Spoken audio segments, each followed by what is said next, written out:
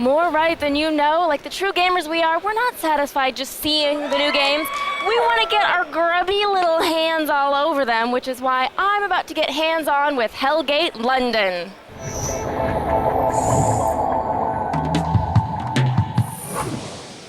Now joining me to show off Hellgate London is Bill Roper, CEO of Flagship Studios. Welcome, Bill. Thanks a lot. And I'm also really we happy have to be here. Christopher Lambert from Nice to be Highlander. here. He's the one and only playing for us. Okay, now you've said this game's like Diablo 2 meets Half-Life 2, so Definitely. why? Okay. Why? Because it's Why? two fantastic games. I think one of the biggest things about the Diablo series that really we have missed is that massive amount of randomization. What it really does is allows people to go through, play the game over and over and over again, never see anything the same twice. And the Half-Life 2 elements are really us trying to bring in that sense of life, that immersion. You play the game first person, third person.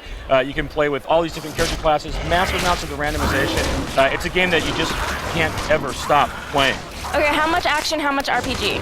It is an RPG, but it's an action RPG. Okay. So if you play D2, you know where we're coming from on Yep. that. Definitely role-playing elements. You've got the character you're building up, skills, spells, items you're trading back and forth, and best of all, it's both a single-player game that you can get out of the box and Right. play at home, and it's an MMO. Okay, so tell me a little bit more about the multiplayer plans. Well, the multiplayer plans really are to give players what we really believe they expect from an online RPG. That's when they go on, they want the security of the client service situation where they've got their characters that are safe, their gameplay Right. is safe. They also want customer support. They want ongoing content. They want all those things that when they make that investment in a world and a character, they just keep getting more and more. People want a lot, don't they? They do, and we like giving it to them. Is there anything brand new that you've got coming out in this game? Like it? We have, God, there's so much new that's coming out. I mean, really, when we look at the show floor and talk to people, it's Okay. almost hard to describe it because there's so much about our game that's unique.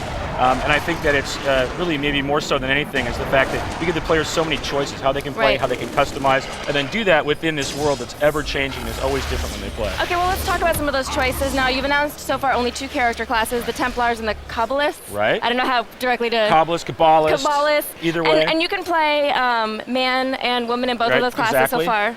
And how are those statistics different on the men and the women? Well, the men and the women are the same. We like to believe that women are equal. I like that. They I are hate when you equal. play something and you're like, oh, I want to be a girl. Oh, I'm a healer. Right, no way. We like to have our women in there fighting front line with the Right. men. And in fact, a lot of our NPCs in the storyline, the heroes are women. In the video we Right. just released, the big trailer for this year, really our main characters are females because we like to have strong females in our game. Okay, so what's the difference between the character classes? I know they're supposed to play very differently. Right, the Templar is our big bruiser. You get in, hand-to-hand combat, swords, melee, shields, really in there sucking at Okay. damage and dealing that up close. The Kabbalists are our overarching spellcasters, everything from summoning demons and controlling those to casting big, powerful spells. So they really play very, very differently, not only against the two character classes, but even within the character classes themselves. Okay, let's talk about mods. This is kind of a fun part of it. Yeah, we have this idea of mods. So basically, when you have a weapon, Okay. it has different slots. It might be, again, all the weapons are randomized, so you Right. never know exactly what you're going to have. And what you can do is then, in fact, put mods into the weapons. Chris right now on the big Yep. screen is going to modify one of the weapons. It takes some fuel cells. You can go and grab those, drop them in. It not only adds different powers and abilities to the weapons, but changes the geometry as well. Mm-hmm. So not only do you see it when you're using the weapon, then when other players see you in the world, they see all the work you put into it and can see how awesome your character is. And that's a lot. That's a big part of these That's a things. You want to huge see part. everybody see how awesome. Okay, so tell me about the storyline.